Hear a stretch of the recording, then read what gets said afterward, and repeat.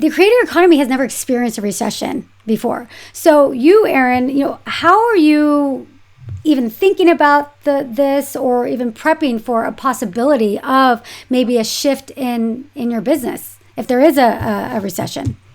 Well, I think 2020 prepared us for this because in 2020, I remember very distinctly, brand collaborations stopped.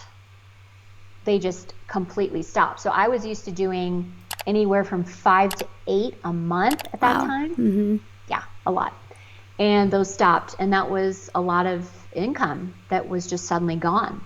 And then another thing that stopped was, affiliate sales were way down because during the pandemic, like who's going to buy a blazer when they can't leave their house, Yeah. Yeah. You're not going to buy anything that you used to buy when you can't leave your house. So at that time, it was all about pivoting and figuring out, well, what would people want to buy? What, really just not being tone deaf to what's going on around you and like really, cluing in, okay, and getting strategic about, okay, well, people are going to stay at home. So one of the first things I did was I did a whole series on organization. I remember that. Yeah. Yeah. The drawers, the jewelry drawer, the makeup, the toiletries, yes, the closet, everything, because that was what people were doing. And then, another really important thing to me, just mentally and also that keeps me feeling safe with a recession or any kind of downturn is having enough money in the bank to cover your expenses for at least 3 months. And I did. So when everything dried up in the beginning, when everyone was scared, I had a small team at the time, but there was no issue for me in terms of paying my team because I had the money in the bank. And I think so many business owners, just don't have that much of a cushion. And that would be really scary to me. And I think if right now, and I'm hearing pretty big names in the financial industry saying we're on the precipice of this, economic downturn, I would definitely make sure that you are stockpiling cash in the bank so that you can cover your overhead for at least 3 months. I think that's a really, really important thing to do. I have a bigger team now. I'm responsible for my team and they're wonderful and I love them all. And I want to make sure that I don't have to, cut back or tell somebody like, we can't do this anymore because I don't have enough money saved. So yeah. I think that would be the biggest tip. And then also diversification, which is something you and I've talked about.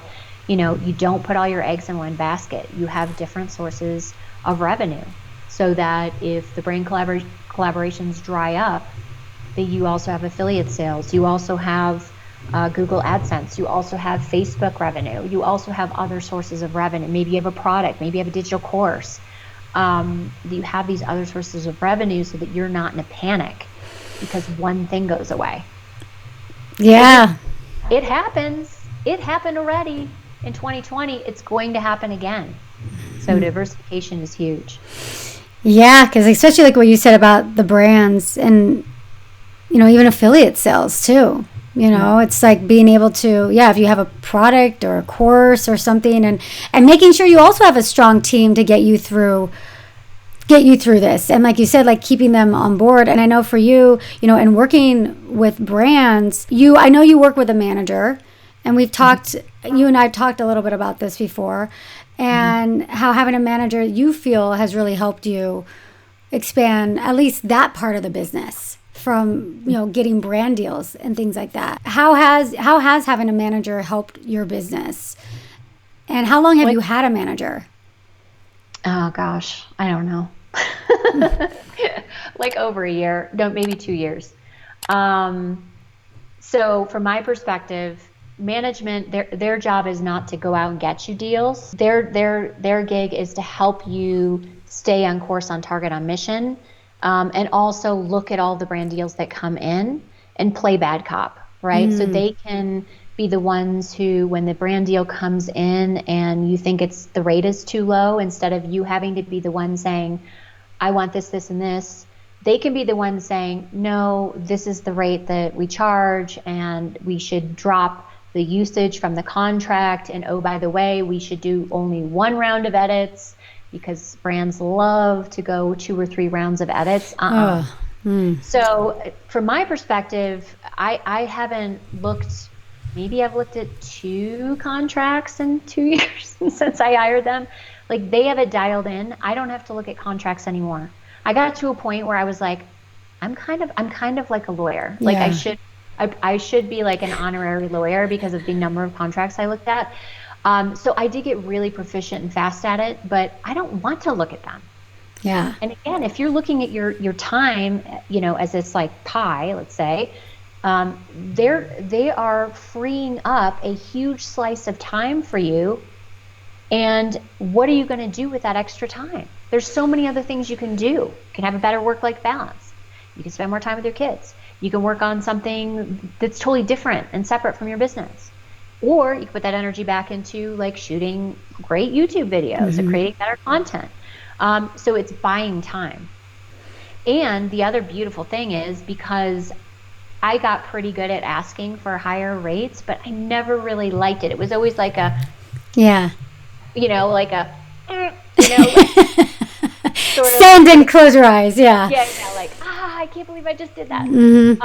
One of those deals, like, where now I'm not wasting that energy, expending that energy, stressing over, oh my gosh, are they going to accept this? Are they going to tell me no? Are they going to shut the door? They just take care of it for me. They say, here's what we think we should do. I say, cool, go for it. Trust you. They do it. They get it in most cases. So just the increased rates alone, they have paid for themselves.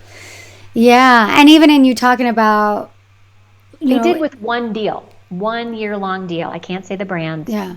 But I have a year-long contract with one very awesome key brand, and they paid for themselves negotiating that one deal. Yeah. And I think when you mentioned earlier about, in preparing for a recession, it's like diversifying and finding areas where, like you said, you can buy time. Because what makes it so difficult, if someone's doing like everything for their YouTube channel, it's like, well, I'm all I'm doing is editing these videos or doing this or doing all the research, and you don't have the time to diversify. So having a team, yes, there's a responsibility. Like you said, you have a responsibility to make sure they can get paid, if there is a downturn, or you feel responsible. But at the same time, it's like, but you're buying, there's so much, like, the ROI of that is so much greater. The ROI just in terms of time alone is incredible. And then, as I talked about before, in 2021, my top line revenue went up 30% and was an all-time record, and a number that I've been shooting for many, many, many, many years. So, I mean, it's so good in so many aspects. Yeah. The other beautiful thing is that, in the beginning you kind of think like, I'm the only person that can do this, and I do this so well, and blah, blah, blah, and which is all like kind of a lie. People can always do things as well as you can. And so, if not better.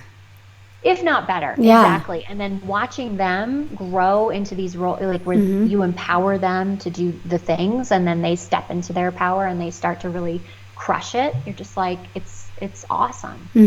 It is a little scary at first, and I remember thinking like, oh my gosh, I don't want to have employees because that's so intimidating. But again, if you have the cushion in the bank, and you don't dip into your cushion, it's not as scary. Yeah. It takes a lot of the pressure off. Yeah, definitely. Well, Erin, thank you so much for that quick piece of advice. You're such an incredible businesswoman, and I knew you would have some really insightful things to say about, what to do with this upcoming recession, because it's something I've been thinking a lot about. But that's a good point, though. Like, with this creator economy, we did experience the pandemic and the shutdown, so we had a little bit of a taste as to what can happen when our natural kind of world is rocked, right? We're so used to like, oh, here's a link here, go to the store here, go to the mall here. Oh, here's, this is what you wear at your Thanksgiving gathering. This is what you wear on your vacation. And when all that stopped, it's like, well, now what do I talk about, right? So I think you have to pivot. You have to pivot and be flexible.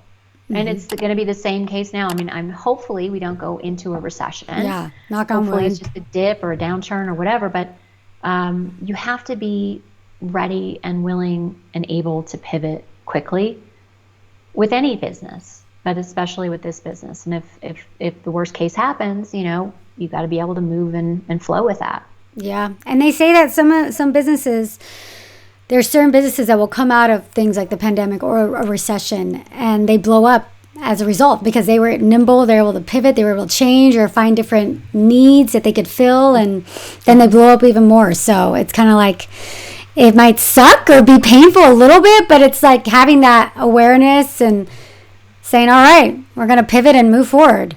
So it can be an incredible opportunity too. And that push that you need to pivot and do the thing that you wanted to do but were too scared to do before, didn't have time to do before. Yeah, 100%. Well, Erin, thank you so much. Where can people find you if they don't know who you are? Just Busby Style everywhere, on Instagram, YouTube, website, all Busby Style. Awesome. Thanks, Erin. Bye. Bye-bye. I hope you enjoyed that interview and you learned a lot from it. Now, if you have a YouTube channel or considering starting a YouTube channel that you're serious about growing and you want the best of the best when it comes to personalized feedback, advice, and up-to-the-minute YouTube strategy, then consider my Zero to Influence YouTube Bootcamp for Women. I have been running this bootcamp since 2018, and we have hundreds upon hundreds of very successful students that have gone through the program. And I can go on and on about the YouTube Bootcamp, but I want you to hear it directly from some of the women themselves. I feel so lucky that I got to do Erika's bootcamp. Before I joined the bootcamp, Before joining Erika's bootcamp, my channel was all over the place. I didn't know what I was talking about. I would hear people say that I need to find my why and my voice and my audience and understand my target audience, but I never felt like I really understood what that meant. Erika helped me come up with YouTube video ideas. She helps me with consistency. She helps me to interpret my analytics. I started with 12,000 subscribers and now I have over 50,000 and it is growing rapidly. My channel has grown almost 100,000 subscribers. I definitely wouldn't have gotten to this place in such a short amount of time without Erika's bootcamp. What makes Erika special is that she has been talking to and analyzing YouTube channels for years, and that has given her this bank of knowledge to pull from. I'm constantly asking her questions about YouTube. I'm asking her advice about my YouTube channel. Taking the Zero to Influence YouTube Bootcamp was one of the best decision I could have ever made for myself, for my channel, for my own personal growth as a human being. I could not be happier. I love that it has reinvigorated me in such a beautiful way. So I am so happy that I've joined. You're crazy not to hire her. Get on it. All right.